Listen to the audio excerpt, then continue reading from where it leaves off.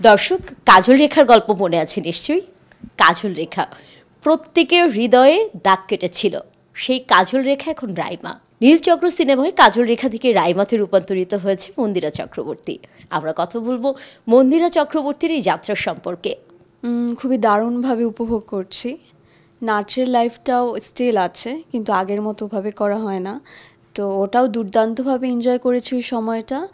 আর চিত্রনায়িকা হওয়ার পর যখন আমি কোনো ইন্টারভিউতে বা আমাকে যখন কেউ সম্বোধন করে চিত্রনায়িকা মন্দিরা চক্রবর্তী আসছেন, সো এটা যখন আমি শুনি তখন আমাকে নিজের কাছে অনেক ভালো লাগে, প্রাউড ফিল হয় যেরকম একটা স্থানে আমি পৌঁছতে পেরেছি। মন্দিরা চক্রবর্তী কি কখনো ভেবেছিল যে সে চিত্রনায়িকা হবেন? আমি কখনো এটা ভাবিনি, টু বি অনেস্ট। তো আমাকে ভাবানোর জন্য ধন্যবাদ আমার ফ্যামিলিকে। তারা অনেক আমাকে ইন্সপায়ার করেছে, ফুল ফ্যামিলি। তো তাদের জন্যই আমি আসলে এই স্থানে আছি এবং আমাকে সকলে বড় পর্দায় দেখতে পাচ্ছে। এই যে খুলনা শহরে বেড়ে ওঠা, সেই খুলনা শহরে গেলে এখন কেমন লাগে? খুবই ভালো লাগে। খুলনার মানুষ খুবই ভালো, যেহেতু আমি খুলনার অবশ্যই প্রশংসা করব, এটা আর নতুন করে কিছু নেই। কিন্তু এতটুকুই বলবো যে তারা আমাকে প্রচুর পরিমাণে ভালোবাসা দেয়, সাপোর্ট করছে। এবং কিছু কিছু মানুষ পাগলও আছে, আবার অনেকে অনেক কমপ্লেনও করে আমি কেন যাই না, কেন বেশি বেশি আমাকে দেখা যাচ্ছে না খুলনার মেয়ে হয়ে। সো আসলে সময়ের মানে জীবনের এত ব্যস্ততা, কিন্তু যখনই আমি একটু ফ্রি টাইম পাই আমি যাওয়ার চেষ্টা করি। তো এই তো। নীলচক্রের কথা আমরা বলছিলাম যে কাজল রেখা থেকে নীলচক্রের রাইমা, এই জার্নিটা আপনার কেমন ছিল এটি আমরা একটু শুনতে চাই। জার্নিটা বেসিকলি কাজল রেখা হয়ে ওঠার পিছনে আসলে অনেক গল্প, এটা সকলেই কম বেশি জানা আসলে। কারণ কাজল রেখা আমি যেভাবে হয়েছি, আমি তো এই যুগের একটু মেয়ে, একটু কি পুরাটাই। তো কাজল রেখা যা যা দেখানো হয়েছে আমি একদমই সেগুলোতে ইউজ টু ছিলাম না কখনোই। যেভাবে শাড়ি পরা, যেভাবে হাঁটা, কথা বলা, চলন ভঙ্গি, তার লাইফে যে স্ট্রাগলটা, সেটা তো আমাকেই প্লে করতে হয়েছে। তো সব কিছু মিলে আমি চেষ্টা করেছি আমার মতো করে করার। আর ওখান থেকে আবার নীলচক্রের রাইমা, যার জীবন এবং পরিস্থিতি পুরো এই প্রজন্মের একটা মেয়ে এবং এখনকার সময়ের গল্প। তো আর যেহেতু ক্যারেক্টারটা হচ্ছে একজন নৃত্যশিক্ষিকা, নৃত্যশিল্পী, তো আমার সাথে অনেকটা জায়গায় মিল রয়েছে বলে এটা আমি একটু সহজে কানেক্ট করতে পেরেছি।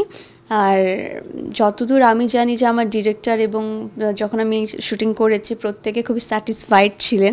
কারণ আমি যখন একটা সিন করি আর বারবার গিয়ে সকলকে জিজ্ঞেস করি কেমন হয়েছে কেমন হয়েছে কেমন হয়েছে, ডিওপিকে জিজ্ঞাসা করি, নর্মাল যে ওই যে বুম ধরে থাকে সেই ছেলেটাকে গিয়ে আমি জিজ্ঞাসা করি এই ভালো হয়েছে, আমাকে কি ভালো লেগেছে, ডায়লগটা ঠিক ছিল, বলে হ্যাঁ আপা ঠিক ছিল।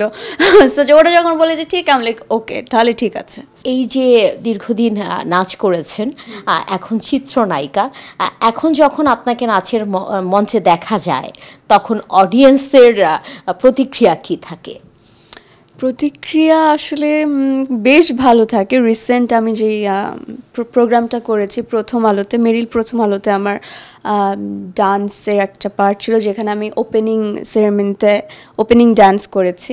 তো অনেক দিন পর আমার এরকম শো করা হয়েছে, আমি তেমন একটা শো করি না। তো শোটা করার পর স্টেজ থেকে নামার পর থেকে পুরাটা টাইম মানে যতক্ষণ আমি ওখানে ছিলাম, যেই পরিমাণে আমি প্রশংসা পেয়েছি আসলে আমি নিজেও বুঝিনি যে মানে একটা এতটুকু নাচ করে এত প্রশংসা কুড়াবো। আরও যারা যারা এসে প্রশংসা করছে আমাকে, তিশা ভাবি থেকে শুরু করে আফসানা মিমি আপা এসে আমাকে বলছে, শবনম আপু মানে যা যা ছিল সবার নাম তো বলা পসিবল না। তো সবাই এসে বলছে মন্দিরা তুই এত ভালো নাচিস, তোর এত ভালো এক্সপ্রেশন। বা আগে যারা জানতো না, অবগত ছিলেন না বা দেখেনি, তারাও খুবই সারপ্রাইজ। এবং বাসায় এসে দেখি পরের দিন তারপরের দিন সকলে মিলে আমাকে নিয়ে স্ট্যাটাস দিচ্ছে, ট্যাগ দিচ্ছে। তো এগুলো আসলে অন্যরকম ভালো লাগা, যে এই যে আমাকে প্রশংসা করছে বা আমার সাপোর্ট করছে, তো চাইলে নাও করতে পারতো। তো এই যে আমাকে যে ভালোবাসছে, আমার পাশে আছে, আমি প্রত্যেকের কাছে আসলে চিরকৃতজ্ঞ। এই যে নাচের পাশাপাশি একেবারে পুরো চিত্রনায়িকা হলেন, এই যে নীলচক্রের জার্নিটা হলো, আপনার কি মনে হয় যে কাজল রেখা যেভাবে দর্শককে আকর্ষিত করেছিল বা দর্শকের মনে যে রেখাটি কেটেছিল, রাইমা কি এভাবেই দর্শককে ছুঁয়ে যেতে পারবে?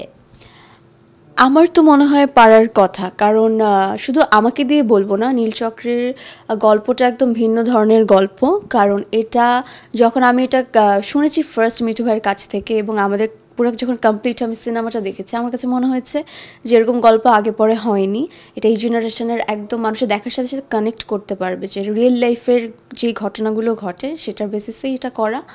আর আমার যে কো অ্যাক্টর হিরো আমাদের আরিফিন শুভ ভাইয়া, তার দীর্ঘদিনের একটা এক্সপিরিয়েন্স আছে, এত বছর ধরে ইন্ডাস্ট্রিতে কাজ করেছে, সো তারও একটা হিউজ পরিমাণ ফ্যান ফলোয়ার আছে। তো সেদিক থেকে একটা ব্যাপার, এইদিকে আমাকেও কিছু সংখ্যক মানুষ পছন্দ করে আর কি কোনো রকম।